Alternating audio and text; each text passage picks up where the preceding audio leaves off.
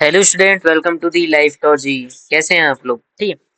तो पिछले जैसे लेक्चर में हमने अपना ह्यूमन रिसोर्सेज का चैप्टर कंप्लीट किया था सिंपल लैंग्वेज में एकदम आराम से बहुत नोट्स के साथ। ठीक है। उसी तरह से हम जैसे कि बर्थ रेट अगला death rate birth rate migration सब देखा था उसके। ठीक है। पिरामिड देखे थे कैसे बनते हैं। ठीक है। आज हम पढ़ने वाले हैं अपना। ठीक है। हिस्ट्री का एनसीईआरटी चैप्टर पढ़ने वाले हैं। ठीक है। सोशल साइंस का एनसीईआरटी चैप्टर पढ़ने वाले हैं जो कि है फर्स्ट चैप्टर। हमारा सेकंड चैप्टर है। क्या है हमारा सेकंड चैप्टर? ठीक है।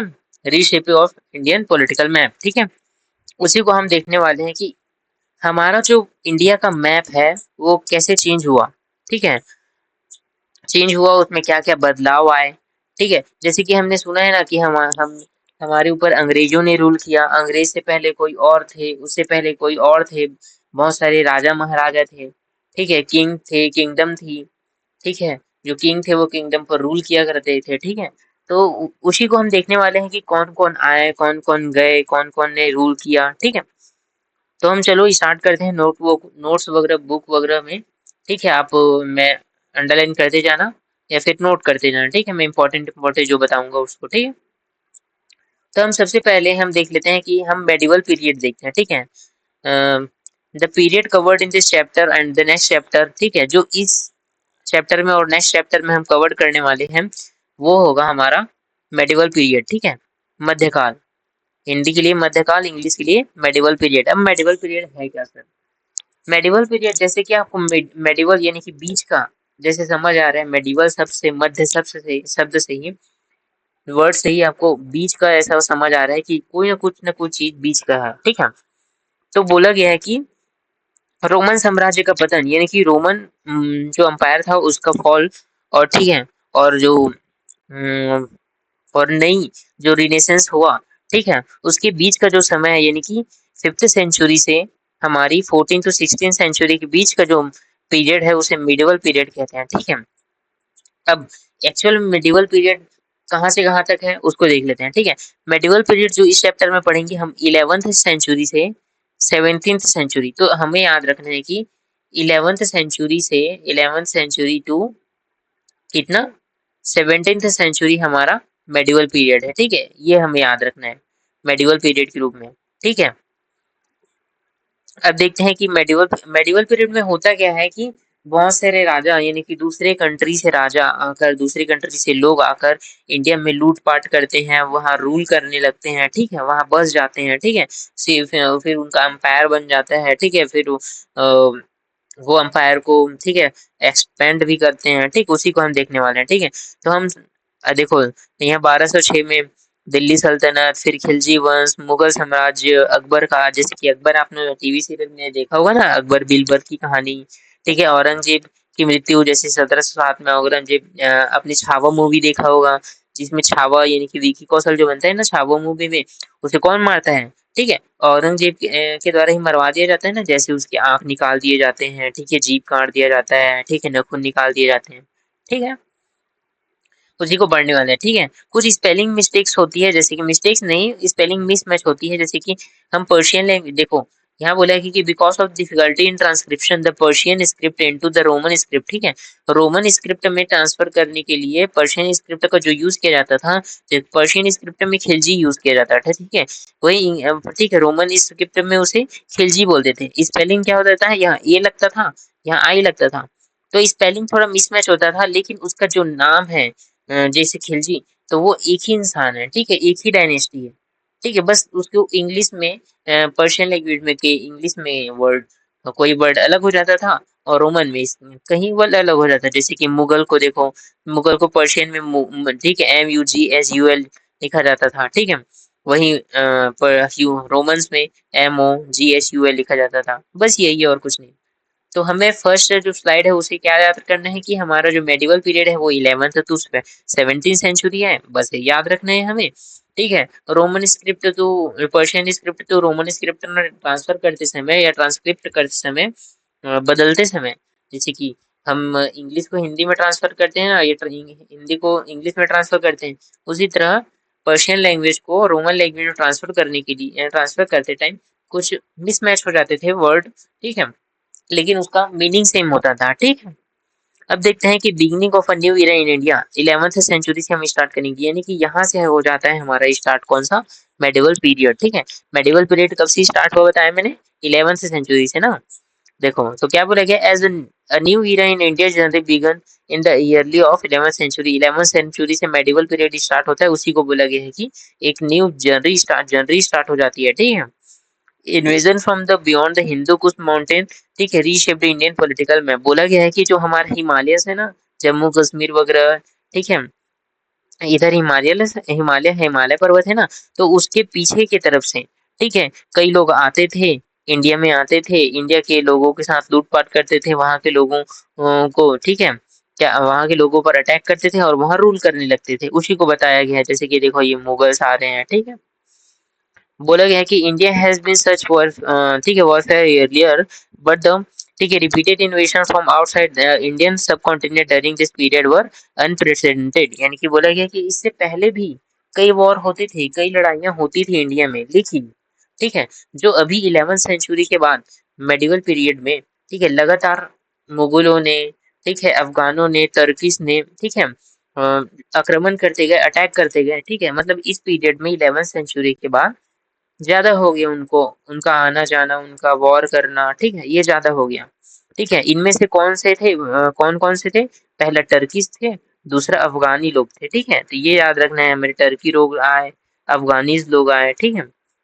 ठीक है, बोला क्या है, दे वर ठीक है, अट्रैक्टेड बाय इंडियन रेपुटेड, ठीक है, रिच एंड टेरिटोरियल एम्बिशन, ठीक है, जैसे कि इंडिया को सोने की चिड़िया बोला जाता है ना, तो यहाँ एग्रीकल्चर, मसाले, मार्केट काफी अच्छे हुआ करते थे, ठीक है, तो यहाँ ये लोग अपना सामान बेचने के लिए या फिर यहाँ से मसाले ले जाने के लिए और अपने एरिया में, यानी कि इंडिया से मसाले ले जाते थे और अपना, ठीक है, अपनी कंट्री में ज्यादा महंगे महंगे में बेचते थे, जिससे इनको अच्छा कमाई हो जाता था, इसे इससे अट्रैक्ट हुए ये, ठीक है। Many also sought to spread their own ठीक है, version of their religion using force and violation of is if necessary, ठीक है। बोला गया है कि ये लोग यहाँ आए, टर्किश लोग, अफगानिस लोग आए, साथ में ही अपना धर्म का प्रचार करने लगे, और जो लोग धर्म को नहीं अपनाते थे उन पर, ठीक है, फोर्सफुली उनको धर्म अपनाने को बोलते थे, ठीक है, फोर्स करते थे उनको, उन पर अटैक कर देते थे, उन पर ठीक है, जुल्म किया जाता था, ठीक है, उनको मारा जाता था, उनको पीटा जाता था, ठीक है। अब देखते हैं कि हमारा जो पहला डायनेस्टी है वो कौन सी है। तो हमारा पहला डायनेस्टी जो हम पढ़ने वाले हैं वो है हमारा दिल्ली सल्तनत, ठीक है, दिल्ली सल्तनत के बारे में हम पढ़ने वाले हैं। तो दिल्ली सल्तनत का कैसे, मतलब कैसे आया, ठीक है। तो सबसे पहले जो, देखो दिल्ली वाले रीजन में, हमारे जो अभी की दिल्ली है ना, उसी रीजन में महाराणा पृथ्वीराज चौहान नाम का एक राजा हुआ करता था, जो रूल करता था, ठीक है, पृथ्वीराज चौहान का नाम का राजा। अब पृथ्वीराज चौहान से 1192 सेंचुरी में, ठीक है, तराइन का युद्ध होता है, और किसके साथ होता है, मोहम्मद गौरी के साथ, ठीक है। ये दोनों लोग आपस में लड़ते हैं, ठीक है। एक्चुअल में जो तराइन का युद्ध जो यहाँ पर बताया गया है ना, इंग्लिश में भी इसे तराइन का युद्ध बोले जाते हैं। तराइन के 3 युद्ध हुए। फर्स्ट में पृथ्वीराज चौहान जीत गए, दूसरे में मोहम्मद गौरी जीत गए, और तीसरे में भी मोहम्मद गौरी जीत गए, ठीक है। और जो तराइन का युद्ध था, इसका जो वो था क्या, 1192 सेंचुरी में। तो 1192 सेंचुरी इसको कैसे याद किए, ठीक है। 11th सेंचुरी में अपना मिडिवल पीरियड में फर्स्ट जो डायनेस्टी है वो है दिल्ली सल्तनत, तो अपना 11 लिख देंगे, ठीक है। यहाँ पर लिख देता हूँ मैं, ठीक है, 11 लिख देंगे, ठीक है। और जो पृथ्वी मोहम्मद गौरी आया, वो पृथ्वीराज चौहान को 9-2-11 कर दिया, ठीक है, तो 9 और 2, ठीक है, 1192, ठीक है, याद हो गया। 9-2-11 कर दिया, ठीक है, कौन, मोहम्मद गौरी ने पृथ्वीराज चौहान को। तो तराइन का सेकंड युद्ध कब हुआ, 1192 सेंचुरी में, ठीक है। अब बोला गया है कि जो ये मोहम्मद गौरी आए, तो मोहम्मद गौरी के आने के साथ एक राजवंश, मतलब एक डायनेस्टी रूल करने लगी, और धीरे धीरे यहाँ पर दिल्ली में 5 डायनेस्टी आई। कौन कौन सा, Mamluk dynasty, Khilji dynasty, Tughlaq dynasty, Sayyid dynasty और लोदी डायनेस्टी, ठीक है। इसको याद करने का मतलब वो बताता हूँ मैं आपको, SSKT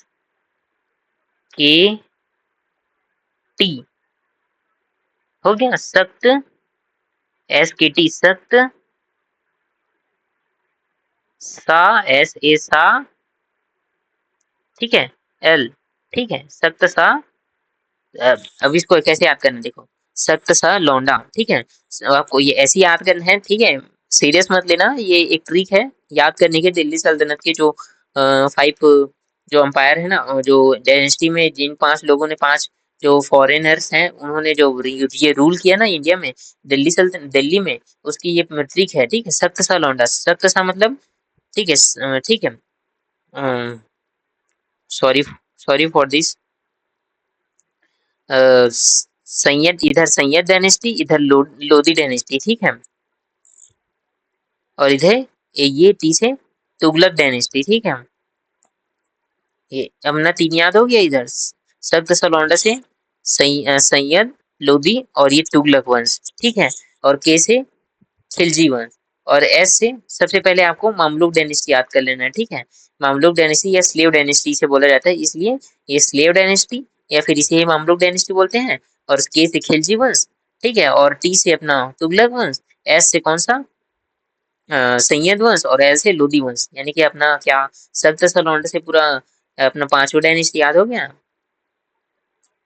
ठीक है। अब इसे नोट कर लीजिएगा, ठीक है, याद करने के लिए। Slave dynasty, Khilji dynasty, Tughlaq dynasty, Sayyid dynasty, Lodhi dynasty, ठीक है।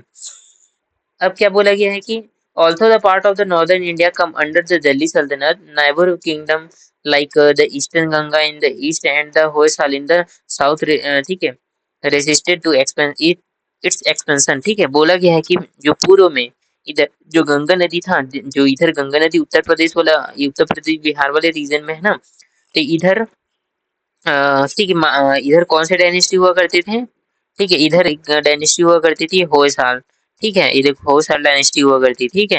मतलब डिफरेंट डिफरेंट डायनेस्टी इधर आसपास, ठीक है, रूल कर रही थी, ठीक है, इस टाइम भी, ठीक है।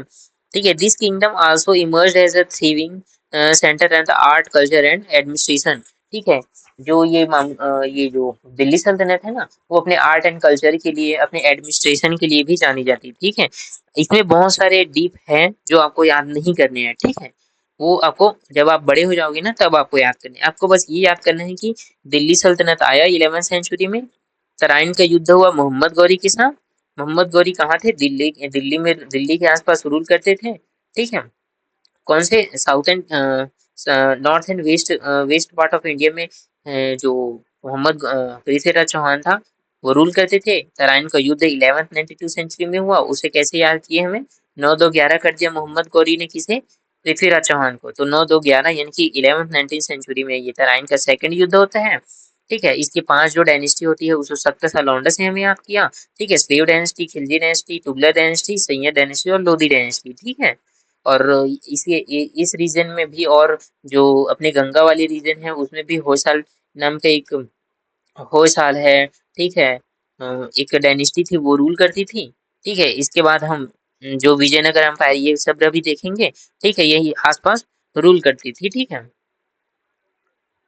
तो देखते हैं ये दिल्ली सल्तनत के जो फीचर्स होते हैं वो क्या होते हैं, कि इनके क्या क्या जो फीचर्स हैं, ठीक है, उसको देख लेते हैं। द सल्तनत period was marked by the political instability along with the effort of territorial expansion. जो बोला गया है कि जो दिल्ली सल्तनत है, वो अपने टाइम पर जो पॉलिटिकल इंस्टेबिलिटी यानी कि राजनीतिक अस्थिरता है, और राजनीतिक मतलब इनकी राजनीति थी ना, वो अस्थिर थी। कभी देखो 5 डायनेस्टी आ गई ना, 5 राजा आ गए कुछ साल, ये मामलुक डायनेस्टी आई तो कुछ इनका कुछ एडमिनिस्ट्रेशन अलग था। खिलजी डायनेस्टी आई, इनका कुछ एडमिनिस्ट्रेशन अलग हो गया, ठीक है। तो ये जो पॉलिटिकल इंस्टेबिलिटी थी, ठीक है, इसमें राजनीतिक अस्थिरता थी, लेकिन ये अपने जो अंपायर हो उसको एक्सपेंशन करते गए, ठीक है। यानी कि अपना जो एरिया है, उसे जिस एरिया में ये रूल करते थे उसे बढ़ाते गए। कैसे बढ़ाते गए, ये आसपास वाले, जैसे कि होयसाल हमने देखा, तो होयसाल वाले एरिया में, ठीक है, वहाँ आकर अटैक कर दिया और वहाँ को जीत गए, ठीक है। फिर वो एरिया भी उनका हो गया, इसी तरह, ठीक है। मैनी मिलिट्री कंपेनियन, ठीक है, हाँ, ठीक है, raided village and city during the period, यानी कि बहुत सारे गांवों में, ठीक है, बहुत सारे नगरों में इन्होंने अटैक करके वहां को जीत लिया, ठीक है। मंदिरों में काफी लूटपाट की, देखो, पहले आक्रमण कर दिया, ठीक है। मंदिरों में लूटपाट की, देखो, मंदिरों में, लाइब्रेरीज में, ठीक है। ठीक है, जो सक्सेसिव ऑफ न्यू सल्तनत वर ऑफन वायलेटेड, ठीक है। जो उत्तराधिकार होते थे, इसमें इसमें ये हो जाता था कि इस डायनेस्टी में ना ऐसा होता था कि जो बच्चा होता है अपने पिताजी को मार देता था, ठीक है। बहुत सारे राजा हुए जिन्होंने अपने जो उनके बेटे हुए, ठीक है, वो अपने पिताजी को मारकर राजा बन जाते थे। इस तरह से होता था, ठीक है। देखिए नीचे में बोला गया है कि almost 2 out of every 3 sultanate seized power by eliminated their predecessor, यानी कि बोला गया कि लगभग हर 3 में से 2 सुल्तानों ने, यानी कि जो किंग ने, ठीक है, अपने पूर्ववर्ती राजा की हत्या करके सत्ता प्राप्त की। यानी कि मैंने बोला ना कि जो बेटे हुआ करते थे ना, वो अपने पिताजी की मृत्यु करके, यानी कि हत्या करके, उनको मर्डर करके खुद रूल करने लगते थे, ठीक है। इसी कारण एक सुल्तान का औसतन जो एक किंग है वो लगभग 9 साल तक बस, लगभग जो एवरेज है, एवरेज 9 ईयर तक बस वो रूल कर सका, ठीक है। अब हम देख लेते हैं सबसे पहला राजा कौन आया, अलाउद्दीन खिलजी, ठीक है। इससे पहले और भी राजा आए, ठीक है, लेकिन हमें अलाउद्दीन खिलजी के बारे में जो मेन है उसे पढ़ना है, ठीक है। 14th सेंचुरी में, at the beginning of the 14th century, Alauddin Khilji conducted military campaign, ठीक है, across large part of north and central India. बोला गया है कि इन्होंने उत्तर भारत और मध्य भारत, यानी कि देखो नीचे वो देखा दिया गया है, जो उत्तर भारत है और मध्य भारत में इन्होंने, ठीक है, अटैक कर दिया, ठीक है। वहाँ की जो सिटीज है, विलेज है, वहां पर ठीक है, लूटपाट की, ठीक है, वहां के मंदिरों में लूटपाट की, ठीक है। At the time the Mongol were trying to add India, ठीक है, India to their vast empire that covered most of Asia, ठीक है। मोस्ट ऑफ एशिया क्या बोला गया, जो मंगोल थे, इन्हीं के टाइम पर अधिकांश जो भाग थे मंगोल, ठीक है, उस समय कब, अलाउद्दीन खिलजी के टाइम पर, ठीक है, मंगोलों ने भी आक्रमण किया, ठीक है, इन्हीं के टाइम पर। और मंगोलों साथ ही उनके मंगोलों के जो आक्रमण थे, ठीक है, उनको भी विफल कर दिया, किसने, अलाउद्दीन खिलजी ने। अलाउद्दीन खिलजी कौन था, अपना दिल्ली सल्तनत का राजा हुआ करता था, ठीक है।